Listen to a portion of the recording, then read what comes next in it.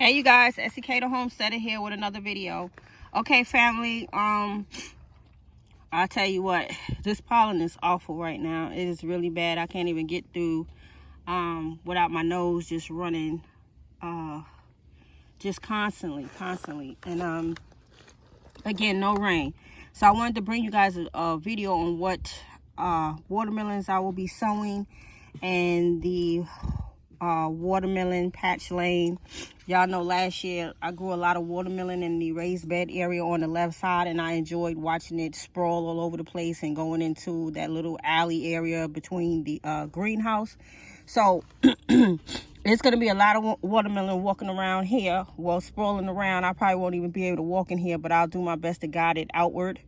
So I'm going to be sowing I think it says the Tom Walsh watermelon, the Carolina Cross, the watermelon Jubilee, the watermelon Congo, and the watermelon FloridaGiant.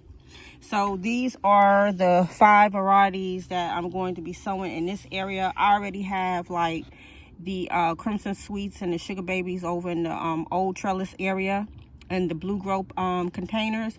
So these right here will be in this raised bed over here next to the planter wagon. And I filled the trenches up with worm castings and slow release fertilizer. Watermelon is like lots of nitrogen, but they say to put the nitrogen in after you start seeing the flowers come in. Y'all know there's no method to my madness. I just throw things in as I feel. So the trenches do have slow release fertilizer, worm castings, which is high in calcium, nitrogen, and a whole slew of other nutrients that watermelon can use. So once they begin flowering, I'll probably throw a whole bag of Bloodmeal in here to give them lots of nitrogen, or even some coffee grinds will do well too. So as you can see, the watermelon seeds in the trenches they're already there, and I just have to cover them up lightly. Same method as the any type of seeds that you sow. You don't want to sow them too deep in the soil. You just want to lightly cover them, and that's it. So I'm gonna water these in. I'm gonna cover them up, and like so, just flip it over like that. Just flip the soil over, and I'll just run through the whole raised bed, and then I will water it in. And that's one of my I think it's kale or collard green plants that I left there to get the seeds off of there.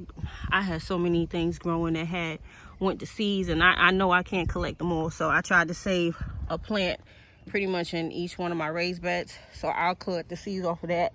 And also in the greenhouse, I have lots of collard greens and kale that's going to seed, and I will be so overloaded with seeds.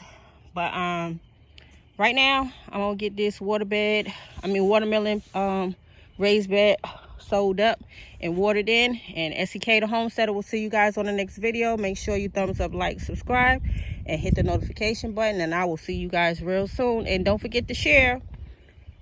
Peace.